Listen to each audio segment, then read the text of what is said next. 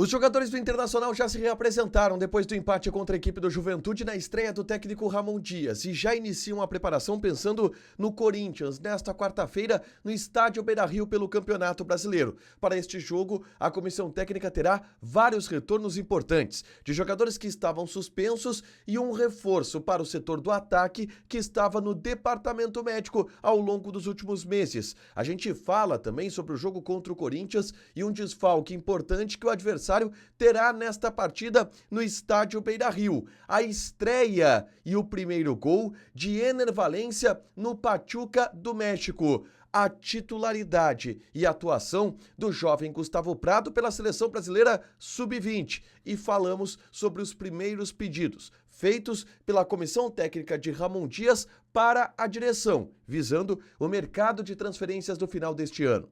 Esse é o Diário do Inter KTO deste domingo, 28 de setembro de 2025.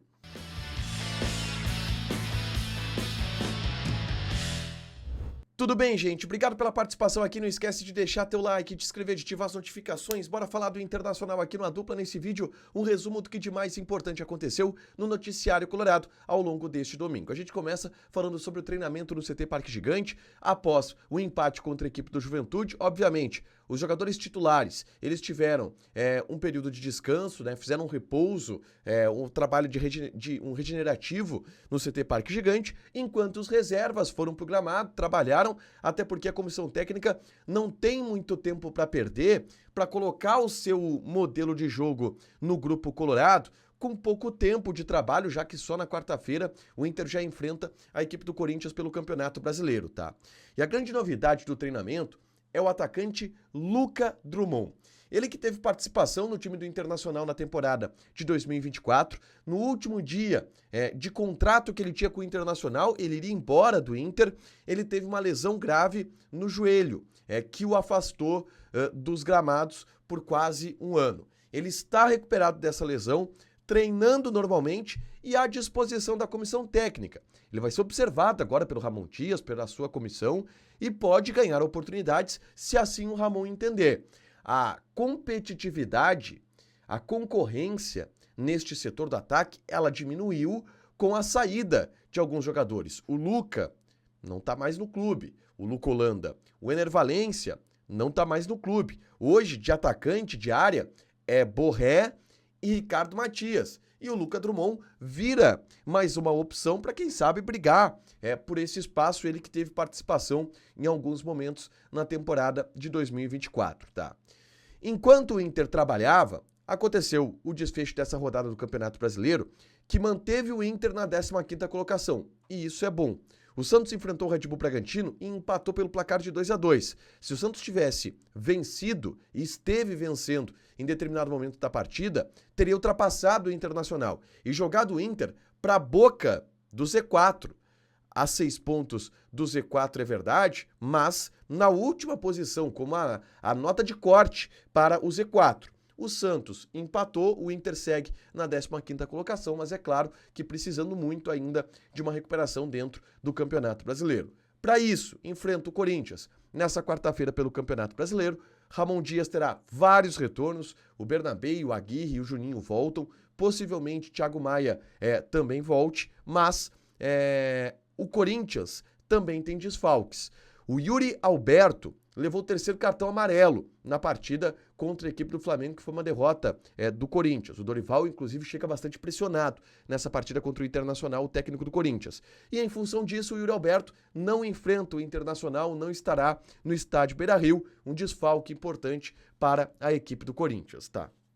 Falando sobre centroavantes, e ex-centroavantes do Internacional, porque o Yuri Alberto jogou por aqui, outro ex-centroavante do Inter teve destaque neste final de semana e eu falo de Ener Valencia, que jogou nesse final de semana contra o Atlético São Luís pelo Pachuca do México e marcou o seu primeiro gol pela equipe mexicana. Podemos estar vendo à distância uma recuperação de Ener Valencia que não fez nada no Internacional nesses últimos anos.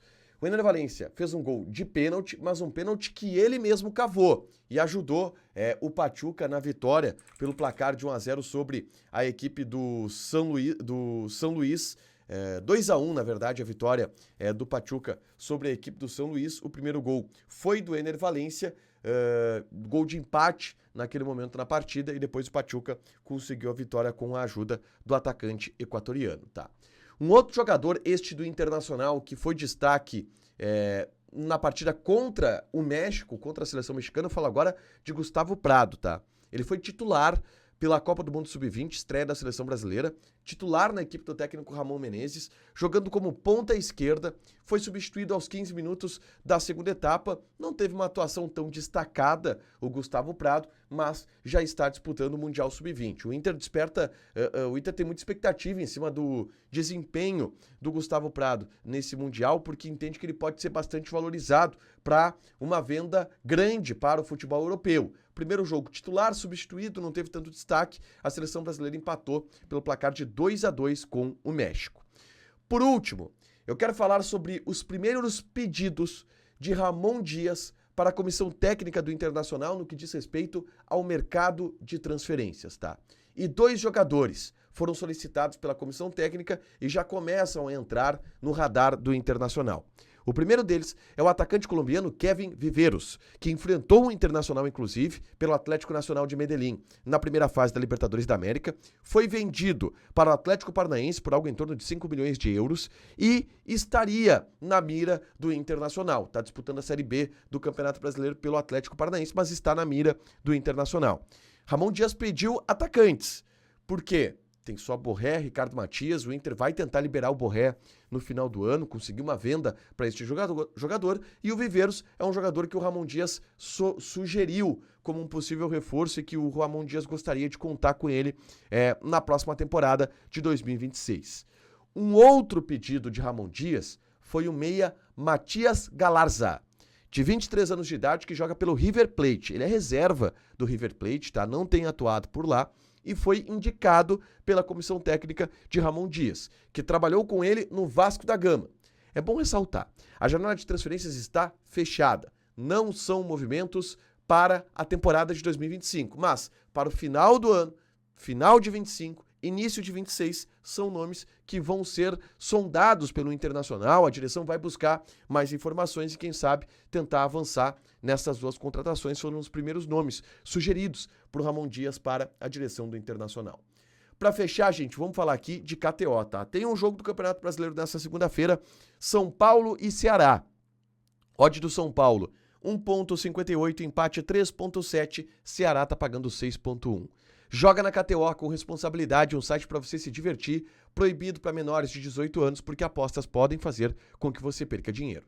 Deixa o teu like, te inscreve, ativa as notificações, que vai ter mais conteúdo aqui no canal. Beijo!